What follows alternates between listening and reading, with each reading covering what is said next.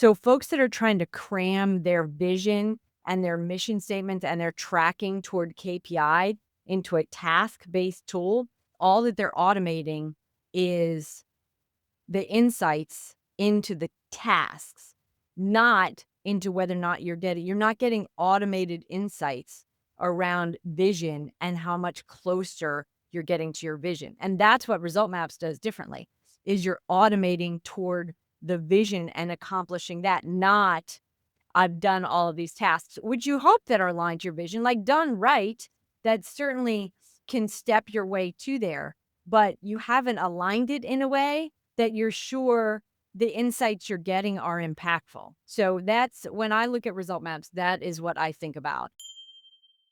It's interesting because you talk a lot about companies that are stuck in the tactical tools, right? Like the Asanas, the Trellos, et cetera.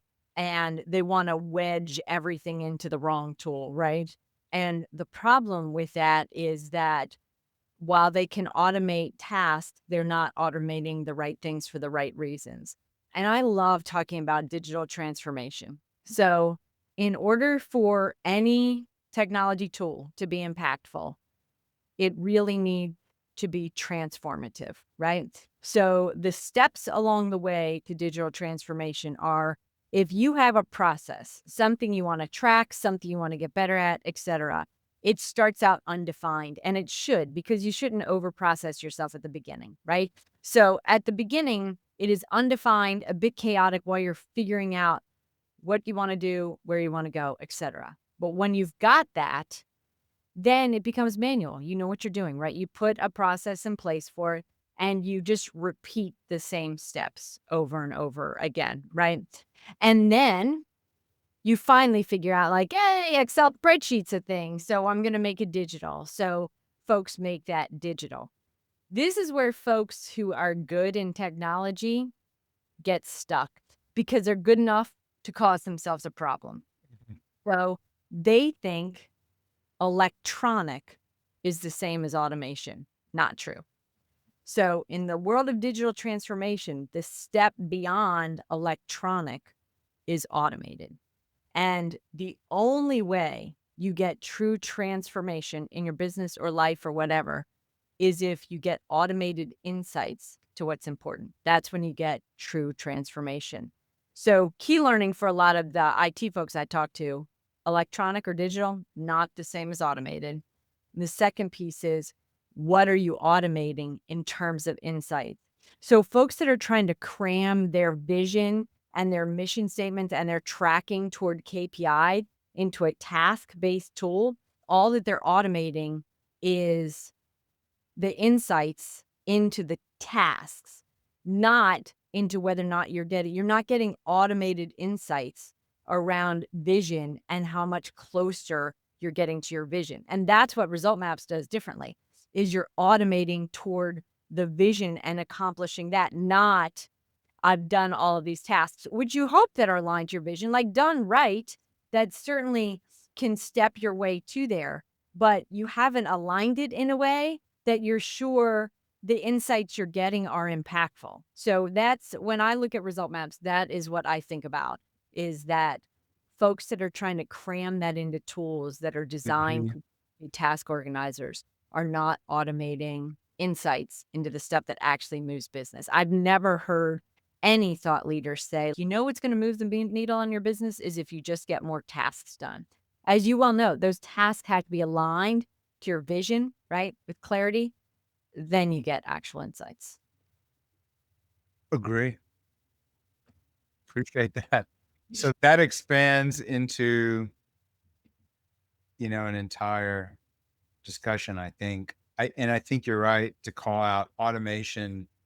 That's how I got my start in this industry, was just automating stuff. And Oh, and automation is super helpful.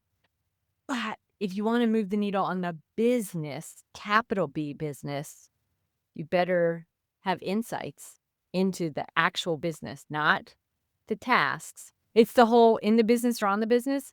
Is Mhm. your automation helping you on the business or just in the business? Right? That's the difference there. Result maps on the business, check boxes in the business. 100%. And I think the problem people run into with all the task tracking is, yes, you're doing a lot of things faster, but you're not doing things you should be doing. It's like Yeah, Elon we're Musk not said checking recently. the right thing. Yeah, yeah. And it wasn't even that recently. It was the biggest problem with engineers is they'll build solutions that shouldn't exist. Yeah, And that's the classic. Now, people will throw it under the Pareto principle, but it's really not about the Pareto principle. That was a whole different thing. It's just about the fact that focus requires doing less and then yep, obsessing more about the fewer things you're doing. So you're not really netting a different level of effort. You're creating focus so that you are doing more obsessive things about the one for target you're trying to move yeah. versus going in a thousand different directions because you've automated how to distract yourself. Correct. Yeah, great. I've got AI doing all of these things for me, but they're not the right things. So it's just super linear. It's Ben Hardy and Dan Sullivan talk about it in 10x is great is easier than 2x. Mhm. And his science, Ben Hardy's coming out with the science of scaling. The Audible book is available now. If you sign up for his list, like that's I've read it. stop doing, stop doing stuff. Like that's when I was a teacher and when I did trainings, I always talked about like the stoplight principle. What are you going to start doing? What are you going to continue doing? And what are you going to stop doing? You can't just keep adding stuff to your plate. Yeah, we use that same thing. Start, stop, continue, Yeah. Heavy on the stop. heavy on the stop. When you were a teacher, you did that with students or with teachers you were mentoring? Both. Right on. And how did you use any of those concepts, any of the things we've discussed as you were scaling LifeCycle Insights? Oh, 100%. Every quarter, we were a QBR platform. So by golly, we had our own internal QBRs. So every quarter, we would talk about we would look at what of those things were working, right, toward our big vision and mission, and we would stop doing whatever wasn't working and pivot to do more of, like you said, obsess about what was working. So 100%. As a matter of fact, in all of the trainings I did for our partners, we would have stoplight activities so they could think about that as well. And again, that was a prime case, right? Our tool automated asset lifecycle management as the first stepping stone. And you would watch light bulbs go off with MSPs when they would say, oh, yeah, I have been tracking this on a spreadsheet. They'd been tracking assessment responses, they had been tracking assets, they had been tracking customer health manually or digitally in a doc instead of automating it.